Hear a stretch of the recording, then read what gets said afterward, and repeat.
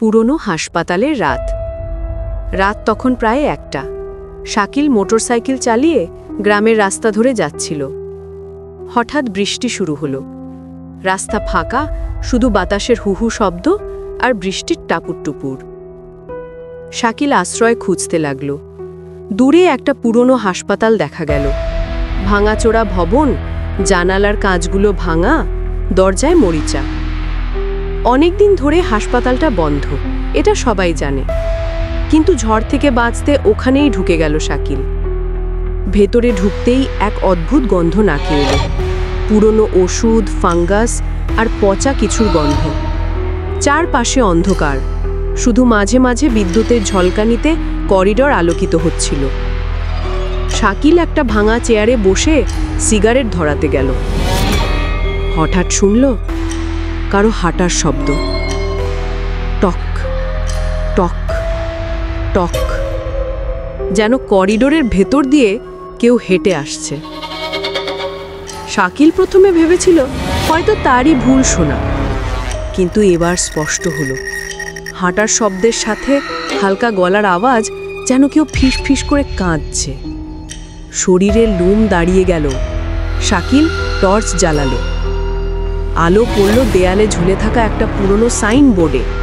লেখা আছে মর্গ এই পথে।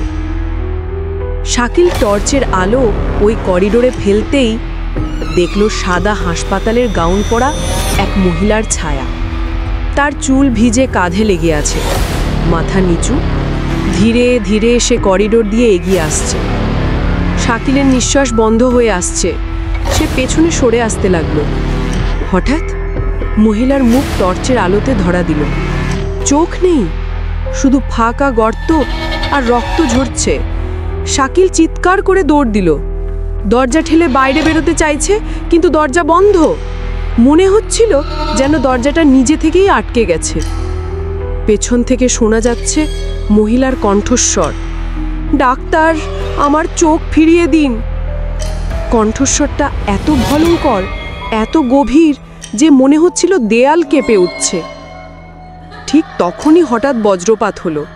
আলোর ঝলকে দেখা গেল পুরো করিডোরে দাঁড়িয়ে আছে আরও অনেক মানুষ। সবাই হাসপাতালের পোশাকে, মুখে ব্যান্ডেজ, চোখ ফাঁকা, কেউ রক্তাক্ত, কেউ অর্ধেক পোড়া। তারা সবাই একসাথে হাত বাড়িয়ে বলল, আমাদের বাঁচাও শাকিল।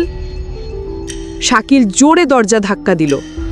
একসময় দরজা খুলে গেল। সে দৌড়ে বেরিয়ে বৃষ্টির মধ্যে মোটরসাইকেল চালিয়ে পালালো। কিন্তু বাইক নিয়ে দূরে যেতে যেতে হঠাৎ আয়নায় চোখ পড়ল। পিছনের সিটে বসে আছে সেই সাদা পোশাকের মহিলা। চোখ নেই, শুধু ফাঁকা গর্ত থেকে পানি পড়ছে।